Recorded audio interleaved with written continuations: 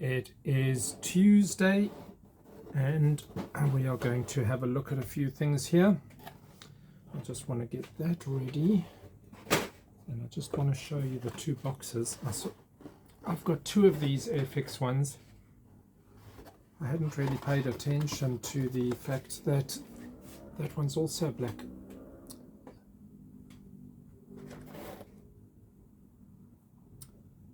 And that's the one which is on my bucket list, now replaced with this one, but I'd actually do both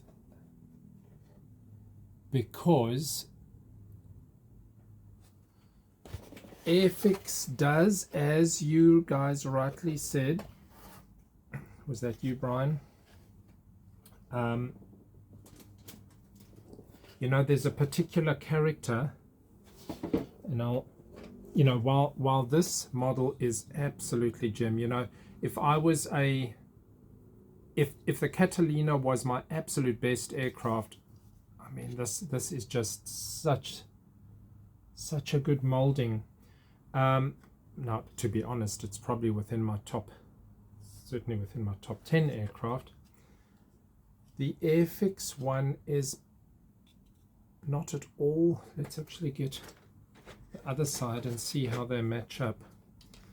But the Airfix has got its own little character. Right, how am I going to display this? Okay. So the very first obvious thing is that amount of fin there.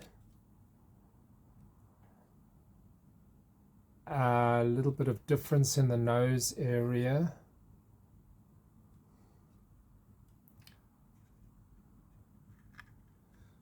Now, without including the actual width and thickness, so that one is raised by 1 millimeter there and by 1.5 millimeters or 2 there, which means the Airfix one is a lot taller. And I'd have to get 3-view drawings to actually do a proper comparison, but I would guess that being decades newer, well, why would they have not referenced the actual thing? It would be a bit appalling that if they didn't. Anyway, so there are differences, but as nice as that is, and I would actually rate that one as now maybe in my top 5 aircraft kits.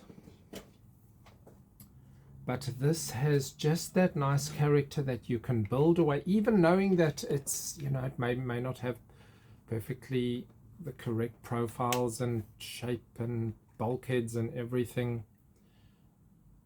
You build it because you just appreciate what was provided in that era. And so I still do want to, and it stays on my pile there. And it's the same reason I built the old, absolutely simple Airfix Harvard. If I was going to be off, put off by a plane, then I really should have been put off by that Harvard, but I still build a lot of the Airfix Harvards. This has got some warping. This is 1964. I mean, it is absolutely not fair to compare how many decades? Three and a little decades of, but very nice. 3 and a bit decades of model development is what I was going to say. So building that one would like to build into the character of Airfix, bring it out, use the rivets, use that surface detail, get all your modeling in by filling and dealing with all of the seams and everything. Okay, just wanted to quickly show that. I want to show you this. So this little cockpit of the Sea Shadow bridge, I'm sure they call it. It would be a bit wrong calling it a cockpit.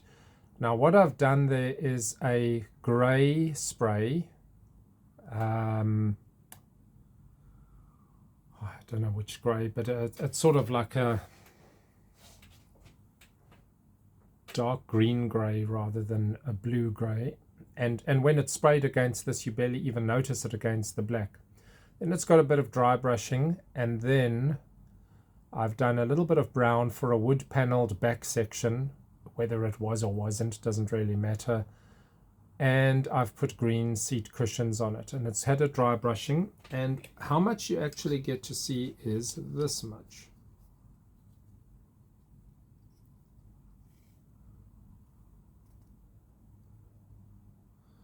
So while the light is not going to catch it very well here, you actually get to see a little bit of the front section, but you certainly get to see that back wall.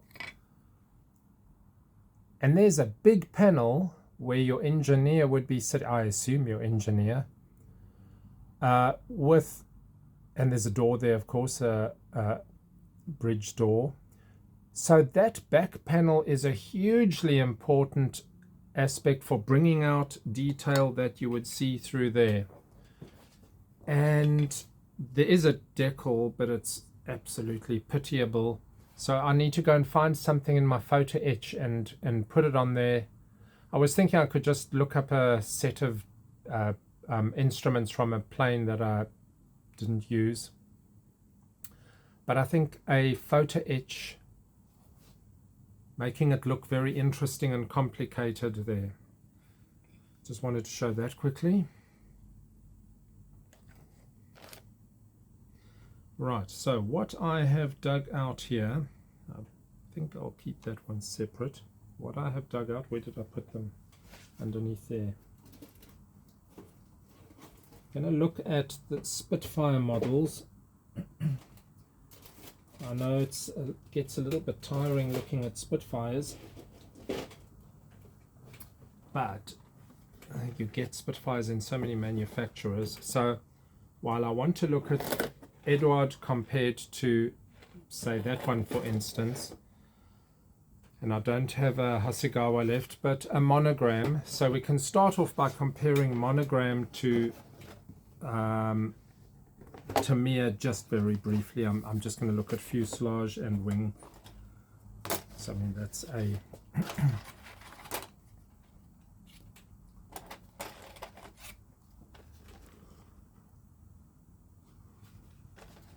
it's a simple but nice kit. I mean, same era as the Harvard, a simpler model than the Harvard. You'll notice the wing trailing edge. So this section doesn't have the very characteristic W bend underneath the Spitfire. Panel lines, you know, not bad. Raised panel lines, but for the era, it's okay, not bad.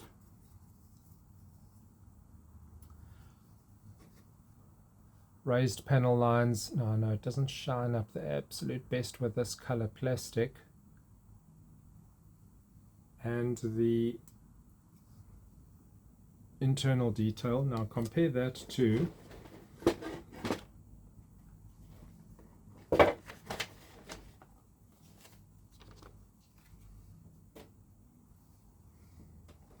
so here we have recessed panel lines.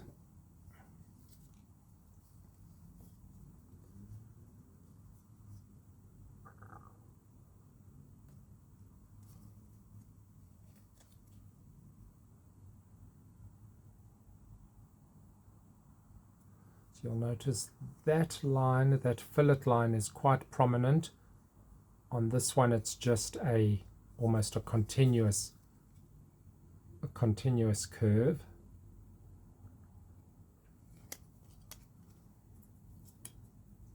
And the wing. Now you'll be able to see the significant difference.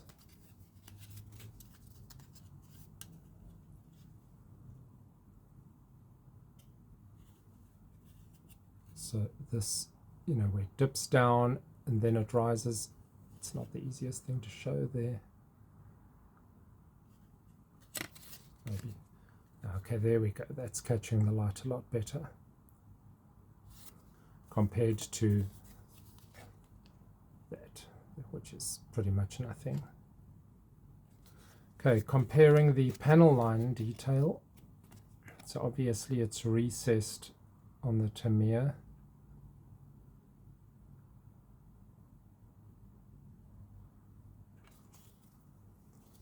Now it's difficult for me to estimate what sort of ratings I'd give this. It's a little bit of an unfair comparison.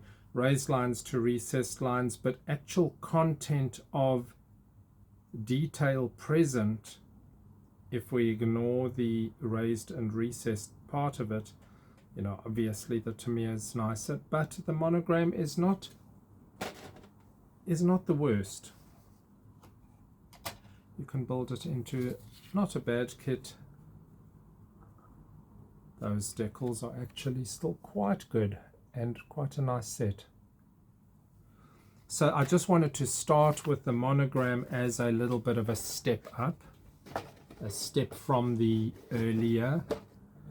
And the monogram is by far not the bottom end of where you could start with Spitfire models. There's way worse. But now let's try and actually get a good idea of Eduard. I'm just going to look at fuselage and wing and see if I can show this. So if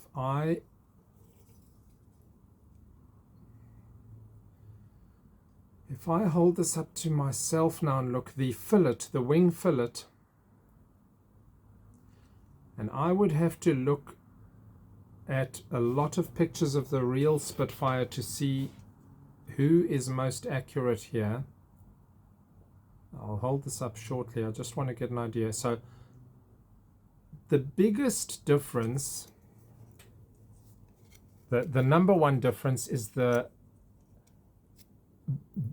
huge amount of extra fine detail which barely comes across the tiny rivet lines compared to Tamiya. So Tamiya's got the essential lines. Now you see on the bottom one, the Tamiya, that fairly large boundary of that curve of the fillet, the wing fillet.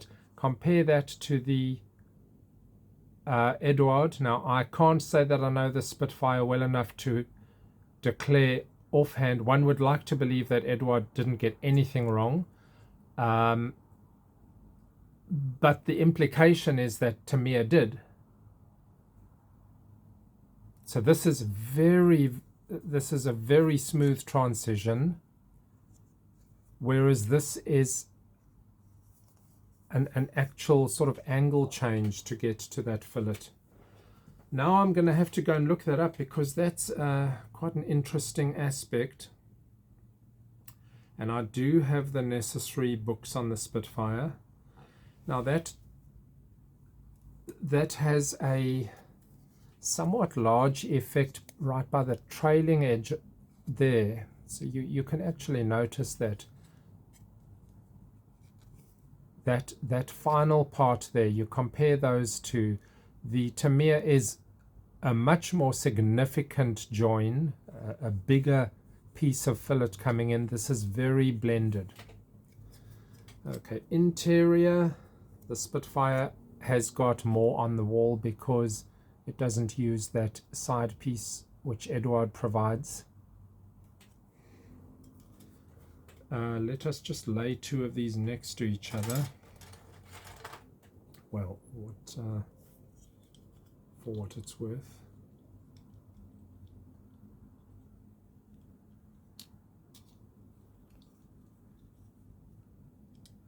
Okay, they are just about a perfect match. There is a very small difference. Oh, there is a tiny difference in the exact starting place, but it could be actual, or could be because of the way I'm holding it. It does appear to be a slight okay, let's just say I'm holding it. I can't quite hold it correctly. So they look Shape wise, very good. I'm just looking at this. So on the inside they have recessed that in case you actually wanted to open that, although you would be sort of I think doing a bit of damage on the outside there. Okay, let's just look at the wing.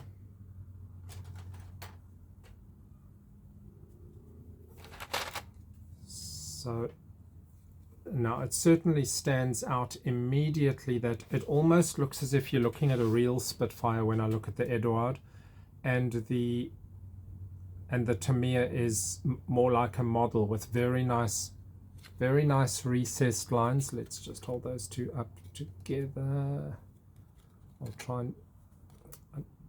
I'll have to just do it that way so I can get them a little bit closer. And then I need to try and get those angles right so that you get the same reflection. So there is just so much fine work on the Eduard. So with the Tamiya kit, you don't stand to damage detail as much as you do by doing something wrong on the Eduard and requiring yourself to fill or whatever. Not that that's that likely under there.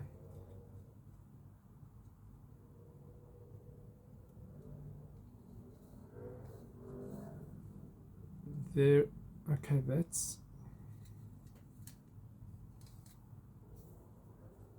let me just see if I, okay, that is, do you see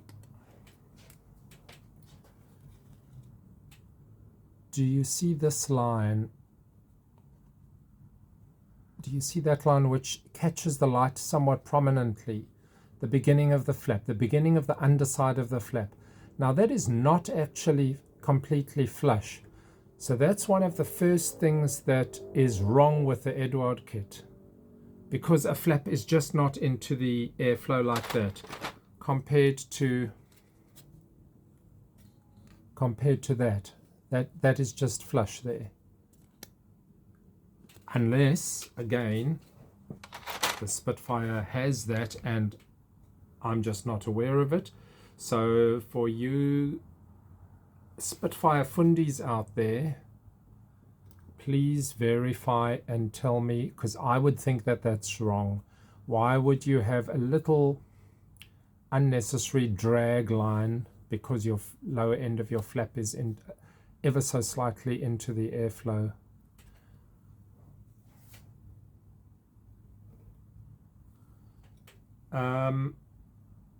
So Tamiya is nice and Eduard is just absolutely brilliant. But let's carry on looking. Let's just see what we see. I just want to look at that. Just looking at this section. They look very, apart from the fact that the Eduard one is a little bit longer. Well, that might mean that one of the two is actually wrong. There's this one, Tamiya, is wider than that one. That one is a narrower. Now, I'm not holding up exactly the same Spitfires. This is an earlier mark. I do have another one over there, but I'm not sure if that changed. I don't think the nature of that blending into the wings blending into the fuselage would have actually changed there. I could be wrong. We need experts on Spitfire to check that. But the Eduard does have a longer section there, so that's a difference from the Tamiya kit. One of the two is wrong. So we've got flaps, that thing, the length of it and the width of it. The curvature looks fine. Curvatures look fine. The dihedral,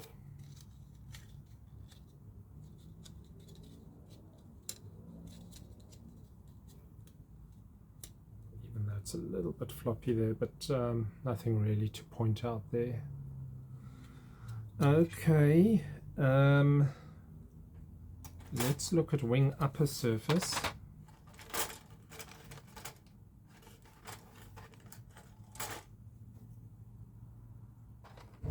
Now, keep in mind that is a different mark, so we're not looking at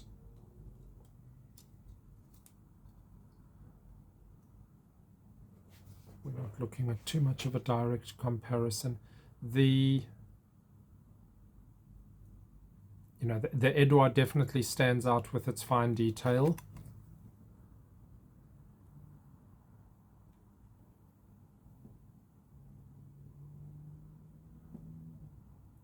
Do you see all the fine rivet lines there?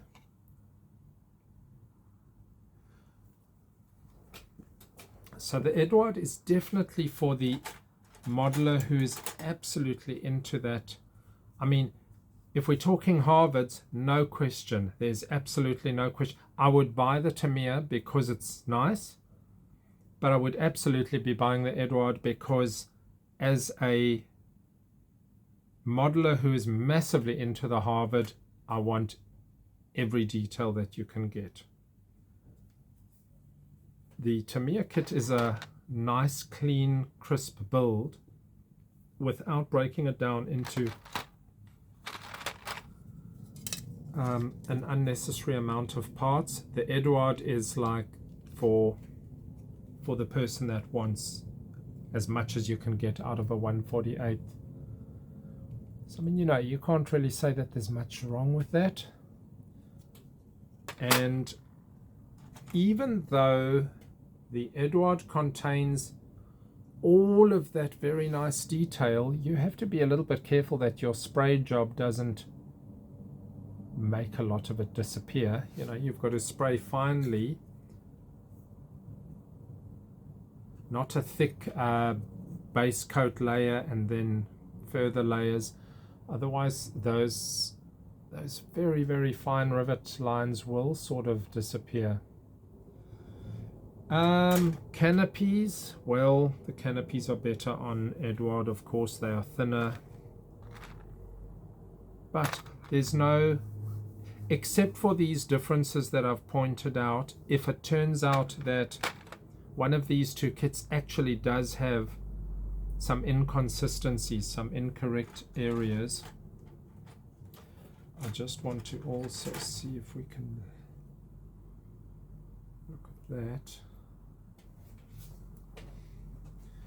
There's one of those. So you see that blemish on the Tamiya kit? It's not quite a wormy in this case, but it's that same basic effect where you do get a ever so slight change of texture on the surface due to the injection of plastic, and this is present on both surfaces actually there. But it buffs out even just with the back of a piece of sandpaper.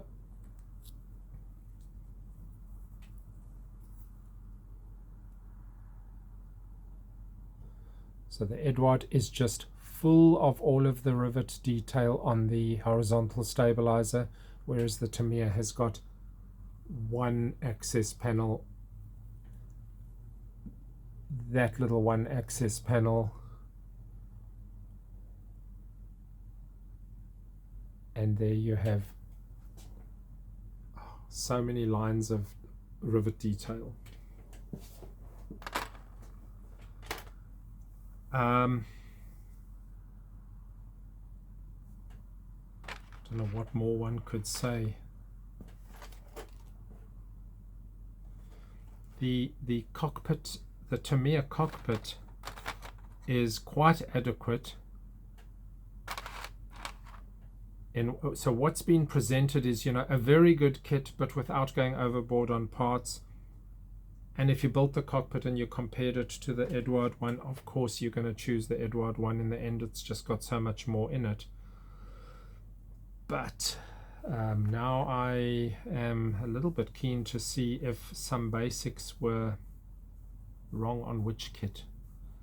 I will also just check this one against the Mark V Spitfire just to see if they changed a couple of things. like especially this area, and if there's any difference in that fillet. So yeah, it's a big box, it's got a lot of stuff in it, and it is really top quality.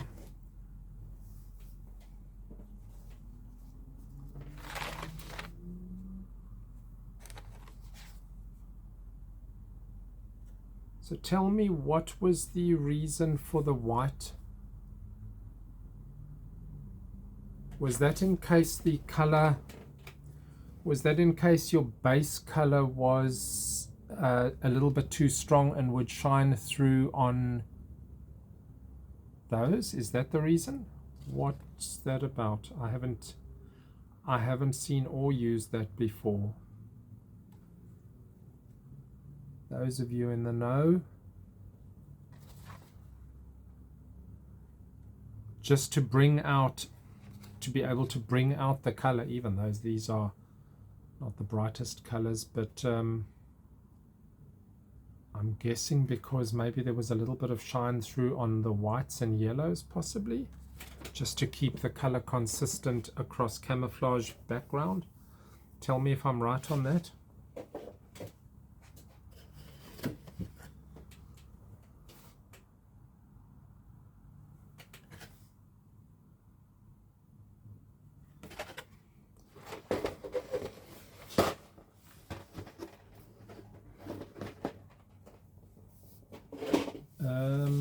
Did I have something else?